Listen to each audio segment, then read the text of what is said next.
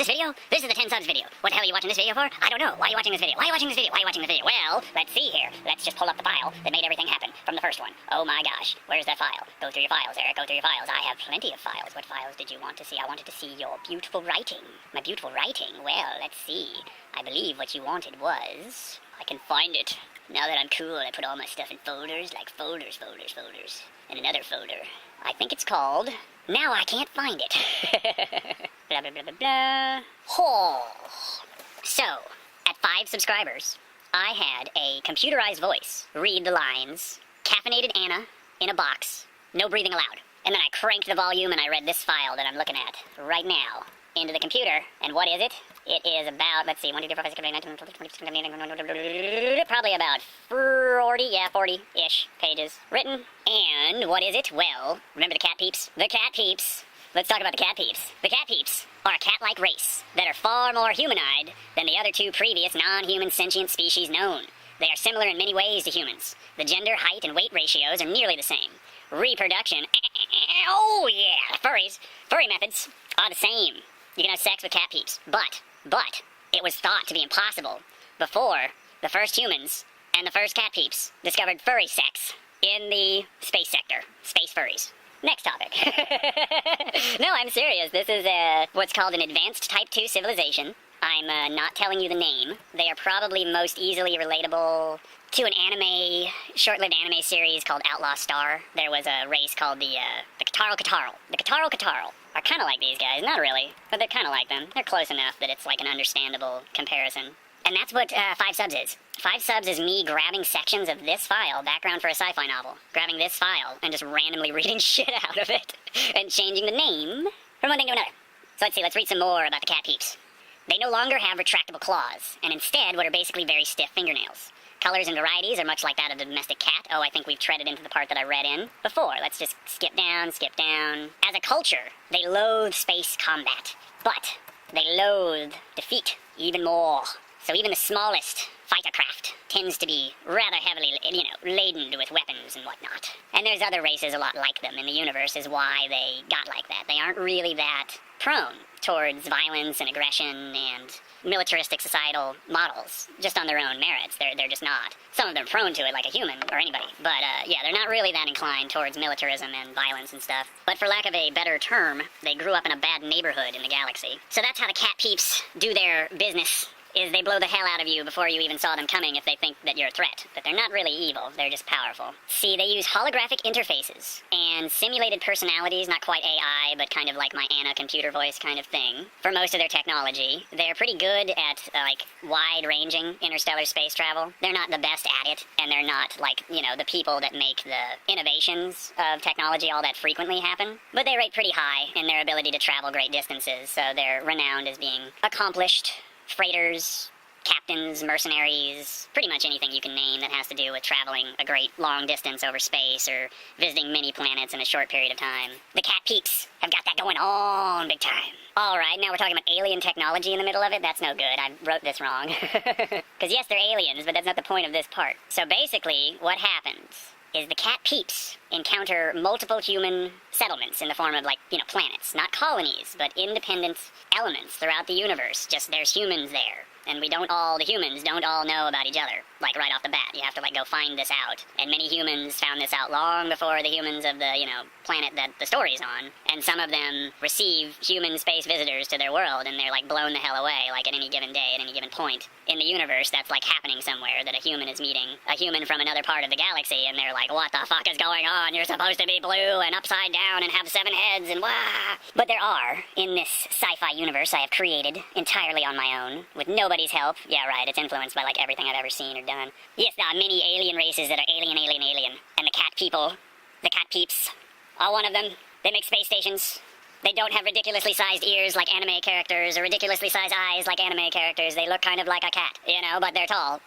About as big as a human, roughly. And they have male and female. And if you get it on, yeah, with the cat peeps, some cat sex, you can make a cat baby. There's pot mammal, pot feline, pot everything in the world that you love. Yeah. Let's see, what is the kind of closing angle on that particular science fiction race? The closing angle is that they spend a lot of time and money and energy trying to achieve things. Like, for instance, perfecting space travel to a degree that's better than anybody else. They do that kind of thing. So they tend to be kind of lined up with where humans and some other races fit in the universe, where, like, if something interesting happens, the cat peeps probably had a hand in it, or did it themselves. So now we move on to something I didn't cover. New material. New. Put the button new on. Where's my Darude Sandstorm button, people? Okay. So the next one has another name I don't want to say, but let's call them the Purple Nurples. The Purple Nurples. Purple Nurples. Damn it. The Purple Nurples are a humanoid race that could be mistaken for Homo sapien if one ignores several key cosmetic features. In all the universe, there are a handful of races known to be as naturally powerful beyond measure as the Purple Nurples. They often have purple skin. Sometimes they have gray skin, and other times they have a kind of opaque, not quite the color black, but close to it color skin. Their actual, skin itself is extremely durable. It's barely possible to cut it with, like, a laser torch or similar other, not just slashing.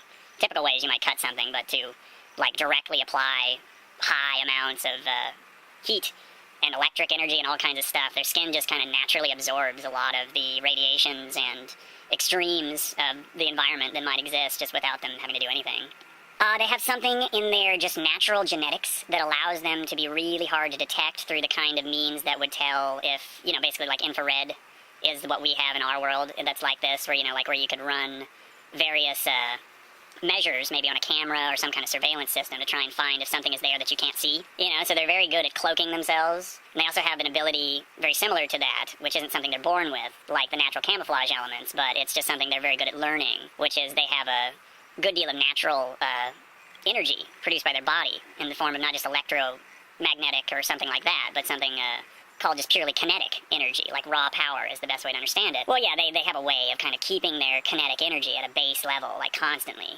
So they can be very tricky in terms of, how much damage one of them could do at any given moment. Well, they can kind of blend into a crowd and disappear at whim, and they're as powerful as some of the, beings in the galaxy that just kind of blast planets into dust because it's funny. So let's see. The Purple Nurples live on average 1,500 years, but as their capacity for greater and greater amounts of kinetic energy increases, their lifespan increases accordingly. To what extent, and whether there is any actual limit at which one of the Purple Nurples would have gathered so much kinetic energy that their lifespan could no longer be furthered by doing so, is not known. And there is no clear answer on exactly how old some of the members of their race are. No one actually knows other than those people in question. The Purple Nurple homeworld is deserted. It's a ghost planet. And no one of their very, small, very, very small number in race people, no one of any of them has ever discussed what happened or why the hell they have a perfectly fine in most, respects. It's not very, it's not tamed. It's all just wilderness and wild craziness down there, but it's, it's like a prehistoric era kind of way to think about it. There's just nothing but wild animals all over the place on their homeworld. But there's nothing there.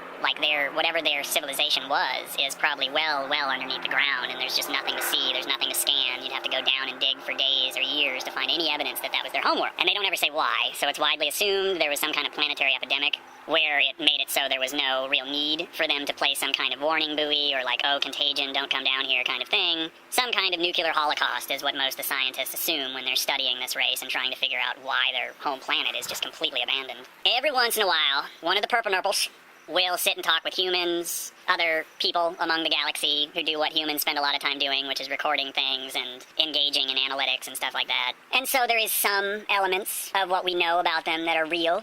They have the Purple Nurple central government, and most of their entire society and most of their entire race lives on a space station, which is headquartered in some inexact position. They probably move it around whenever somebody finds out where exactly it is.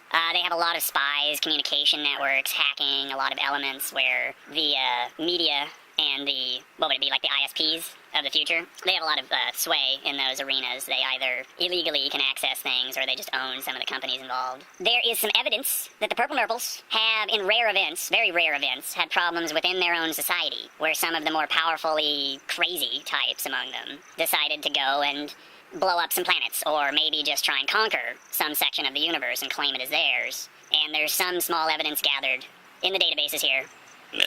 Oh, that I can really let out a burp for the Purple Nurp. There's some small evidence in my database that there was rare events where the purple nurples hunted down their own, and they did it rather quickly. They did not let some random, hyper-powerful alien just blast around the universe.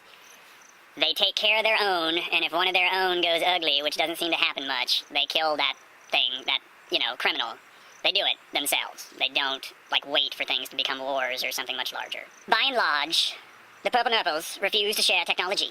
They will share medical advances freely and openly, without cost. But they refuse to give any form of respect to the laws of other governments and other racial compacts, is what they're often called. They won't do it. Same thing with any kind of new territory agreements. They have their long since held the old galactic code kind of way. And if somebody introduces something, as they always do, to trade one section for another and to move this space lane that way 500 feet, they're always the ones that always vote no.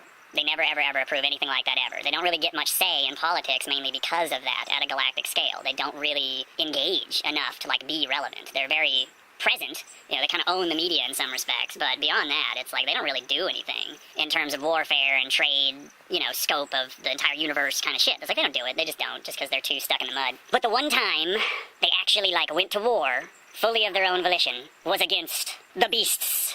And who are the beasts? I don't even know. Oh, wait, the beasts are next. Okay, the beasts are a name I'm picking out from the Drunken Peasants podcast. Somebody like Jonathan number is really funny, and they played him on the air, and he thinks he knows women inside and out, and it's just hilarious, and it's I want to work with this man. We'll do great material together. It will be beautiful. Anyway, the beasts are all the beasts from YouTube, just, repeated again and again. That's not it. Okay, so we have the cat peeps. I hope this is clear, the cat peeps. Next one up was the purple nurples. I started to talk about the beasts. But I need to explain something else first, which is the jackasses.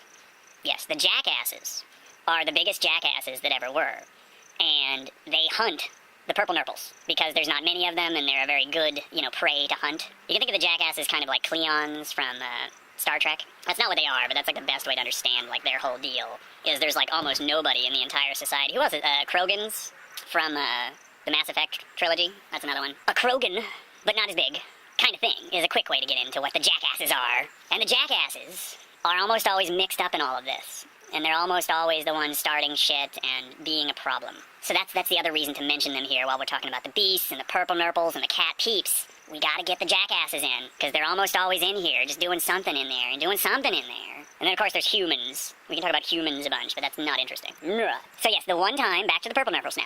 Purple nurples. The one time that they unilaterally went to war was against the beasts. And what are the beasts? Oh, the beasts are yet another crazy alien race, but let's not talk about them yet. The first thing to know, and the last thing to know, about the purple nurples is that the male usually has a line down his face that terminates around his groin. That's an interesting line. That's actually a really good line. Yes. No, that's the other thing to know, is they kind of look like they're tattooed. Not always, it's just that's how they come out, just like how people sometimes have different color eyes and hair and stuff. The purple nurples sometimes look like they are born with racing stripes or something like that, or they just have a big line that goes straight through the middle of their face and right through their head and just all the way around their body. But it tends to be a kind of consistent thing. It's not like cat's stripes or something where they tend to be very all over the place. It's no, genetically they kind of look a little bit like they were manufactured or something, but they weren't. They're normal. They're just another alien race. And it has been a very common event, that they have been confused with those from the fuck sector. Oh, you remember the fuck sector. You know all about the fuck sector and the bunghole invasion. That's why you're here watching the 10-sub video. The next one is the beasts. The beasts are a purely genetically engineered race. They falsely believe they are descendants of the great makers of the universe, a byproduct of a strange planetary defense system now extinct, only 1/10 as ancient as the great creators of the universe. They have been created towards one specific biological purpose, which is basically defense. So when you see a beast outside of his full body armor, they're all men, it's all just a matter of him just kind of being a normal squishy thing, like other people, usually, not quite a human, but similar to. However, they kind of constantly generate this, field around them that makes it kind of difficult. If you were to do something like throw a grenade at them or something, that would probably hurt them just fine. But if you shot a gun at them, the bullet would probably just ricochet, even though it was right on target. They have a kind of weird magnetic slash telepathic field that they constantly generate, and it's just something that was built into their genetic code more than they're actually really good at anything. The entire society, all of the beasts, every last single one of them, is controlled by a gigantic AI computer program. And it pretty much just tells them constantly not to control the galaxy. That's pretty much what it does. Like, every day, the computer comes on and it says, don't take over the galaxy, like, over and over and over again. Let's see, every once in a while, that AI that kind of tells them, you know, is their god, essentially, every once in a while, that thing shuts down. Not for very long, but it shuts down. And as soon as it does, the hierarchy of the soldiers, there's nothing but soldiers, all genetically engineered soldiers. Mostly just clones, but not really. They have unique genetic content. They just transfer it through genetic engineering rather than constantly cloning the same individual over and over and over. And yeah, anyway, when the AI shuts down, happens about every 200 years or so, there's always a conquest. They always conclude, the second the AI is not on, they always conclude, hey, we have all these shipyards, we have all these weapons, we have all this constant VR training that we do nothing but, you know, let's go take over the universe. And then they all launch, and then the AI comes back, like when they're still in range always, and the AI is like, come back, and then it's all like, well, there's generals now, like, they finally formed an army, and so the AI is just telling them, like, you shouldn't do it, and then they just reason themselves out of it or make a big speech right over the top of the AI talking to them. So, about every 200 years, the beasts go and try and take over another section of the universe. And in most cases, they really don't do much with it because of that nature of how it all works. Their people are highly reliant upon the systems within the artificial intelligence platform that they all live within. They don't really need those cloning beds and all those things that they initially came from, but without that, you know, factory, without that big giant space shipyard, everything in one giant thing, almost a planet, floating out there in space, they couldn't really exist the way that they do. And so there's almost always a kind of give and take when the beasts go on the hardcore campaign. There's a give and take. They tend to destroy quite a bit of stuff because they have really advanced weaponry and ships, and they understand tactics at a level very few do throughout the entire universe. But, you know, what's happening within their ships, there's a constant, like, civil war, potential mutiny, you know, like, they're never, ever resolved around the goal of the campaign. There's always this constant, it's either leader warship driving them on, or it's just a sheer desire to fight or something, and that's just the kind of stuff that gets kicked out of them, or enough of them within the kind of everyday members of the crew, the non-enlisted people kind of folks among their society just have had enough, and they're more interested in obeying the edicts of the AI core that tells them what to do that they think is God. You know, they're more interested in doing that than they are with pursuing this crazy idea of, like, let's go take over that gigantic, you know, powerful sector of the universe where there's just giant ships and massive freaking railguns pointed at you right when you get in range, and it's like, let's go there and beat them up. Is kind of like, no, wait a minute, we might be good, but what's the point? You know, like, we're just gonna have a gigantic confrontation, and then big deal, you know, like, what did we win? Like, their planet's not that much better than the planet that we're, you know, orbiting, so whoop-de-doo. So that's the beasts. They make trouble about every 200 years-ish. Look mildly human. Their faces are much more flat. Their hands have 3 instead of, their hands have 4. Opposable thumb and then 3 digits. They're a lot taller than humans, but they can be about the size of humans. Like, on average, they're like 10 feet tall, but, you know, there's a range. That's part of how they're still existing as a race, as they started out as clones, created essentially as a security force and nothing more. And over time, they realized what was going on, and they knew they would die out as a race, and their initial creators had died out as a race, so they just started tinkering with their own genome like so many races have done. And the only reason it didn't end in some kind of crazy thing like it usually does is because that AI program kept telling them, like, no, don't do that, do this, you know, so that's why the beasts are the beast of the beasties. And then the last one we'll do here, not gonna cover everything, last one we'll do here are the jackasses. The jackasses. Yes, sirs. Yes, sirs. The jackasses. The G-axes. Yeah, I don't know. What are they? Yeah, okay, here we go. The jackasseries. No, I still don't like what I'm saying. The jackasses. Whatever. The jackasses are a semi-reptilian race from the far edge of the universe that strike fear and sometimes respect in all corners of the galaxies. Like most highly advanced races, their homeworld contained many ancient artifacts. But in their case, it was more militaristic and immoral in terms of the way how they use these ancient artifacts. They kind of went a little evil time with it. They are naturally built at a genetic level for kinetic combat, close quarters combat, and as part of their just mandatory elements of their society, they go through intense physical training almost from birth, and there is no such thing as any section or any part of their race which is not subject to military conscription at any time for any reason. They appear somewhat like a goblin might. The green goblin. Something like that. They have very sharp teeth and claws. They also have 4 digits, 3 fingers, opposable thumb. They have a number of humanoid traits. They don't look completely monsterish. They have kind of a trimmed chin and nose. Like, they tend to have a lot of facial expression. And their ears and their kind of, well, it isn't always tendrils. It's like they have hair, but it's always very, very thick. It's always, like, almost indiscernible one strand from the next, but it is hair. They're not tendrils. They look kind of like tendrils, but they're not. And they don't always have that. Hair is not a constant in their race. They're quite often born bald and stay bald their entire life, the males and the females. Let's see here more about the jackasses. The jackasses, well, let's see. Males stand about a foot taller than the females on average, and on average, the entire race stands about a foot shorter than most humans. They have a long, slender tail when they're female, and no males have the tails. They come in a wide variety of colors, kind of like human beings, but a different set of colors. They tend to have brighter hues. Some of them are almost colored red. Some of them have a much more kind of earthy kind of tone, green, brown, colors like that. Yellow is pretty common in their species for a color. Not a bright yellow, but a kind of very tame, light, unassuming yellow skin is a common one for their race.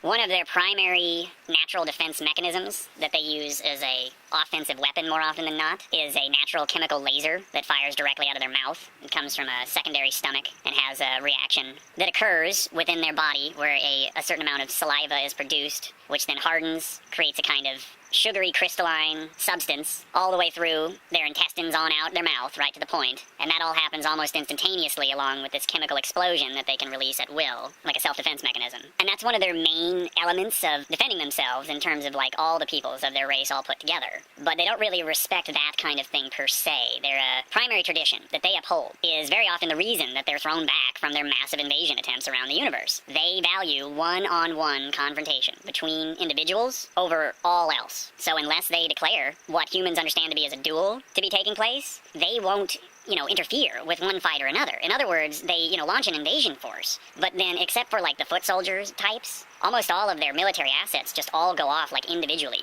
and just try and fight like individual fights. And very often, whatever, forces they encounter are organized and together. And they're, very capable of handling a much, less powerful military force just on their own with no assistance. But quite often the reason why they lose is because they approach everything through the lens of pride. They have to win individually. They can't win as a team. They can't, break the code of this duel that they respect so much, all the way to the point that they'll sit there and watch their fellows die while they could be interceding and just wait till the moment of death has happened, and then after that point, they'll come in and fight who's ever left and maybe win, maybe not, but they lose a lot of their soldiers. Especially their very, very powerful and influential and charismatic type figures, they lose a lot of them just because of these codes of conduct within their ideals of a warrior society. The jackasses are not fans of energy weapons. They'll still use them on foot soldiers, ground troops, strike forces, but they don't really like them because they have that organic, spit laser thing they can do, so they don't really like to use energy weapons, but they will. Jackass Empire holds all diplomatic representation via conjured alien emissaries and hollow projections. Another way to say that is that they never interact with the people that they're sending out to go kill everyone or cause a stir or disrupt a trade line or whatever they're doing.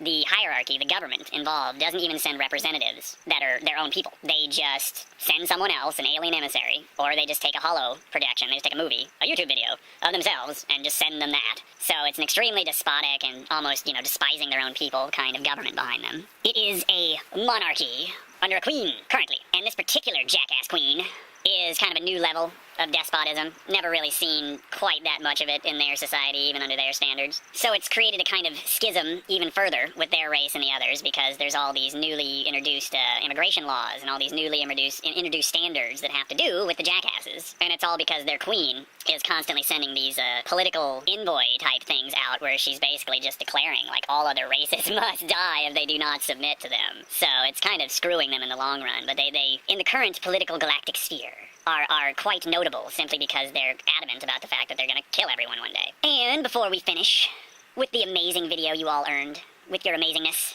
is that it's important to understand that for all of the flaws and all of the fear and disgustingness stuff that has to do with the jackasses, at the end of the day, as with any individual, they are just like anyone else. Sometimes they want to abandon this path of constant bloodshed and bowing down to some, inactive, unparticipative dictatorship. When they do this, they are always exiled, and it's usually an issue of pacifism or something of that nature, where, these are the individuals within their society where they just kind of decided one day, like, I don't really want to kill for a living. I don't really want to be, security personnel for a living. Like, they decided at some point they didn't want to do a militaristic or kind of civil protection kind of role. Well, that gets you kicked out of their society. Like, they don't tolerate that. If you decide one day and you're clear about that decision and you're not going back, then you're exiled without any going back. So there are such a thing as jackass hybrids, jackass human hybrids, and stuff like that, and it's always someone from their society and their race got kicked out and then went out in the universe, and they are genetically compatible, like most races are back and forth. They're all genetically compatible with almost everybody, this particular race. But, in their case, there is a strong rate of genetic abnormality when they interbreed, which usually takes the form of extreme psychosis. So that's the other thing, is half jackass, whatever other race, tend to be kind of the more insane or the unstable elements of the galaxy out there. So some people have feelings on that the kind of rogue jackasses that are out there maybe knocking some space ladies up should maybe be rounded up and dealt with, and that's kind of a point of contention that comes up from time to time, is whether or not that should really be done. Let's see, what's a good closing element other than genociding these bastards? Oh my, there's so much here. Alright, that's where I'll end. The homeworld of the jackasses was long ago a world of nothing but jungle and salty marshes packed full of enormous predatory animals with an extremely hostile environment to top that. The air was a standard mixture, and the majority of the plant life was completely poisonous to everything except what already existed on the planet. The amount of pure water that was drinkable was rare outside of strong rain seasons, and there were various fungi and small animal species that were so deadly that if you so much as touched them, you would just die in an instant. Jackasses, genetically developing in this kind of environment, are almost immune to all forms of poisons and any kind of toxins. They can't do anything like, not breathe forever or something like that, but in terms of what kills most other creatures in the universe, like extreme doses of radiation, highly toxic chemicals right into your veins directly, a lot of the things that kill most living beings, when a jackass is exposed to it, they'll react to it and it won't be good for them, but it rarely kills them. And, finally, like all modern societies, they are indeed a modern society in the galactic era. Like all modern societies, they experienced an industrial revolution. But that's almost perfectly coinciding with a massive overpopulation crisis, and one of the reasons for the structure of their current spacefaring society is exactly this, that their birth rate versus mortality rate is really high when they activate in the kind of affluent peacetime sort of society. And so pretty much the moment that they started building things like electric fences and gunpowder and motorized transports and all this kind of stuff, they immediately went into several world wars, just over and over and over, and they nearly wiped everything on their damn planet out. And only after they discovered this kind of way of creating this single empire that seeks to elevate one singular soldier at a time based off of merits only found from direct one-on-one combat. It's like, until they discovered this kind of Cleon-esque way of existence, they almost destroyed themselves. But their planet, as it exists now, recovered from their near-nuclear holocaust of themselves, and their people exist there to a certain degree. For the most part, only the rulers of the Jackass Empire are allowed to actually go down on the planet and, enjoy their big fancy tech city. But most of their people are located in that sector on other planets near to their homeworld. And they are the closing race for this. So what are we reading? This is the same file from 5 Sub Explosion. Same file, different recording. I'm so original. Anyway, Sentient, Spacefarers, Kinetic Energy, and Common Technologies. Yes, that's what this is actually called. I didn't title it right in the file title, so. But yeah, that's what this is, everybody. You just heard some of the background for a novel read into the internet. No idea if anyone's ever done this before. Sentient Spacefarers, Kinetic Energy, and Common Technologies. Of galactic races of a story I haven't written yet. What did we cover here? We covered the cat peeps, the purple nurples, the beasts, and the jackasses. These things are all found in another video here on this channel called 5 Sub Explosion. I can talk. And this one is probably gonna be 10 Sub Eruption. Even though there's 11 of you, I see you. There's 11 of you. I love you. But let's keep growing. Let's keep it going. Nobody on this website is reading crazy sci-fi background. I don't think. I think I got this one nailed. Everyone talked about feminism. Everyone talked about video games. Everyone talked about politics. Everyone talked about just about everything I've talked about. How to do copyrights. How to do blogs. It's all done. I don't think anyone's done this. I'm reading the background of a book I'm gonna write that I haven't written yet that's about science fiction, and I'm specifically breaking down the names of these races in some silly-ass fashion that they're not really called in this file, and I'm piece by piece putting out this file to you all, because it's crazy, and I'm crazy for writing it. So yeah, don't forget, rate, comment, subscribe. You are the future. You have to help me be the future too. So rate, comment, subscribe, share it everywhere. Tell all your friends. Best thing ever. Best you ever seen. Best that exists. You gotta know about it. You gotta hear about it.